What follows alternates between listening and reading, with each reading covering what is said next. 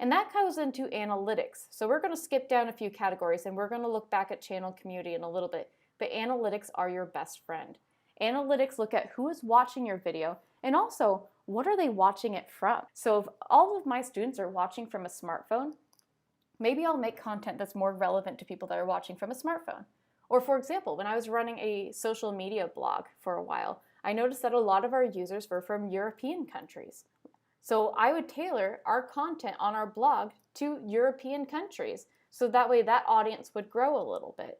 Analytics has a lot of different things you can do. Everything from watch time. So if you do post a 10-minute or 50-minute video up there that might be a little longer, you can see how long people actually watch.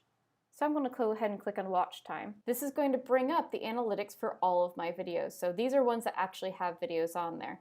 So I have for my watch time, I can see how many total minutes have been watched on my channel, as well as the average view duration. So most people sit in an iEngage video for about 2 minutes and 15 seconds. And you can even see the times, how many comments are added to each video. So there's a lot of information you can get. It looks like 98% of our watch has come from the United States. I'm not surprised there. However, we do have people from other countries that have been watching the videos.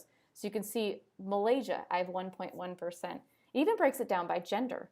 So if I'm talking about a certain topic on technology, maybe that appeals more to females or appeals more to males. I can look at what the views are. So about 65% of our viewership based on their Google accounts is male, as opposed to the 35% female. So if I'm trying to reach the maximum amount of audience, I might consider, what can I do to appeal to the female audience more? What's the better bet there? Is there a certain topic that might appeal to females more? I can also look at where is the traffic coming from. I find this to be the most useful piece of information in the analytics itself. So where are they getting that click from? Is it an embedded Moodle video? Is it from our website? Did they click it from an email? Did they just randomly stumble upon the video? So you can see the traffic sources, about 34% of ours has come from other YouTube channels, how we've been recommended. Or direct are going to be those direct links if they clicked on a link itself.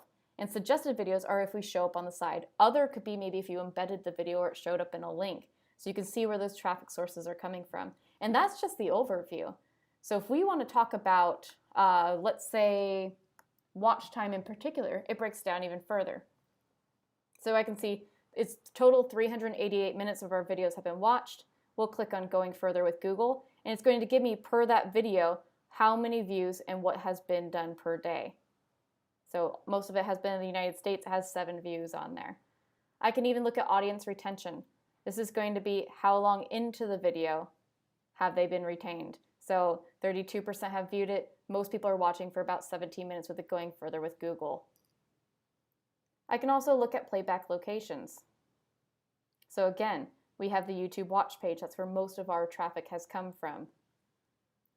And even things like devices. So like I mentioned before, if I want to see what kind of device they're coming from, it looks like all computers on this one. I can even break it down by operating system. How many of my users are Macintosh users versus Windows users? So it looks like we're about 75-25. Most of you guys are connecting up from a Windows computer. If I want to look at a broader audience, I can either expand my topics, or if I want to just appeal more to the Windows users, I can start making videos that are more tailored towards Windows users.